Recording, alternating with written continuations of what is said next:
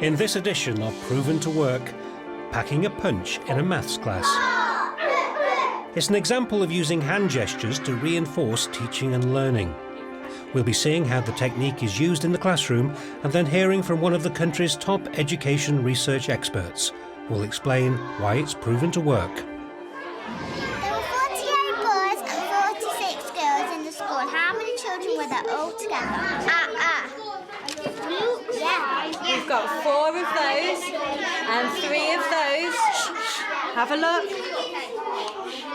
Well done, Thomas. This is to help the children remember the symbols and what the word mean in a word problem, because they all get confused in mathematical terms. So they get confused between multiply and sets of and groups of.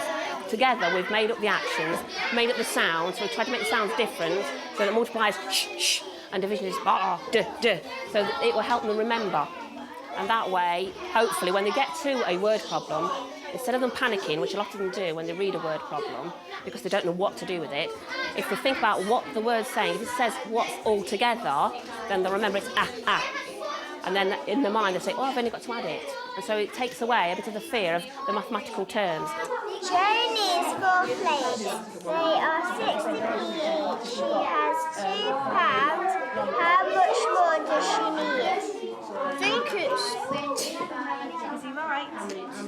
Yeah. Fantastic. Well done. The first time they did it, of course, you get a lot of laughing, but once you get them calmed down, they're quite keen. Their heads come in and say, what are you doing, Mrs. Matley? But if it works, I don't mind.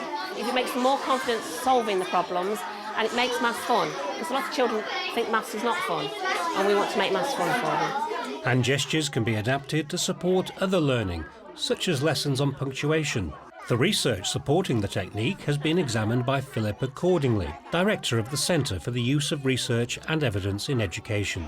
What this teacher is trying to do is use visualising the operations to give the children a feeling of control over them and to give them, if you like, a sort of helicopter eye view on maths processes, and she's helping them remember them and feel like they own them by using physical gestures, by making it very physical and loud, and there's lots of forms of reinforcement, and quite often they're making mistakes, but then they're talking with other people about why it should be this or not that on the tables, and so their mistakes become part of the discussion too. In general, what the research is saying, all the ways in which you can encourage learners to make visible their mathematical thinking makes it easier for them to talk to each other about what's going on, because actually when you think about a complicated sum, it's something going on up here a lot of the time, and really it needs to be something that's made visible, that people can share if you're going to build on each other's ideas.